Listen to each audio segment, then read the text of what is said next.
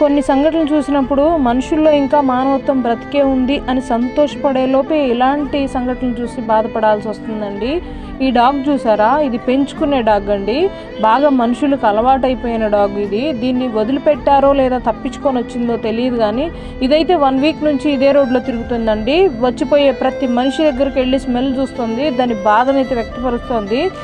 నాకు అర్థమైంది ఏంటంటే ఇది బాగా మనుషులకు అలవాటు పడిపోయిన డాగ్ అని అర్థమైందండి. అక్కడ వాళ్ళు కూడా చెప్పారు ఇది తప్పిపోయి వచ్చిందమ్మా అని చెప్పి. నాకైతే నాకు అనిపించింది ఏంటంటే ఇది నాకు తెలిసి బజార్లో వదిలిపెట్టిపోయారని మాత్రం అనిపించిందండి. నాకు చాలా బాధేసింది. చూడగానే నేను ఫుడ్ తీసుకెళ్ళి పెట్టానండి. ఒకసారి ఫుడ్ పెట్టానో లేదో ఇంకా నా చుట్టూ తిరుగుతుందండి. నాకైతే ఎంత బాధేసిందంటే ఆల్రెడీ ఇంట్లో హౌస్ ఓనర్స్ అసలు లోపలికి రానివ్వట్లేదండి. ఏం చేయాలో అర్థం కావట్లేదు. దీన్ని చూస్తుంటే చాలా బాధేస్తుంది. ఎంత క్యూట్గా ఉందో చూడండి. అదైతే నాకేదో చెప్తున్నట్టుగా, దాని బాధను ఏదో చెప్తున్నట్టుగా అనిపిస్తుందండి. అదేమో నా ఇంటి దగ్గరే గేటు దగ్గరే కూర్చొని ఉంది. అసలు ఏం అర్థం కావట్లేదు. దయచేసి అండి, మీకు డాగ్స్ ఇష్టం లేకపోయినా మీ ఇంట్లో వాళ్ళు ఎవరైనా అబ్జెక్షన్ చెప్తే డాగ్స్ని అసలు తెచ్చుకోకండి. తెచ్చి వాటిని ఎందుకు బాధ పెట్టడం, ఇలా చేయడం కరెక్ట్ కాదు.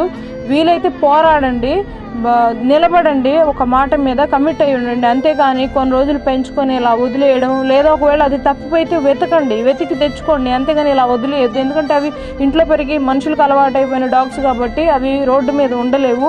ఎందుకంటే బయట డాగ్స్ కరుస్తాయి, అసలు వాటికి అలవాటు లేదు బయట వాతావరణం, కాబట్టి అవి సర్వే అవ్వలేవు.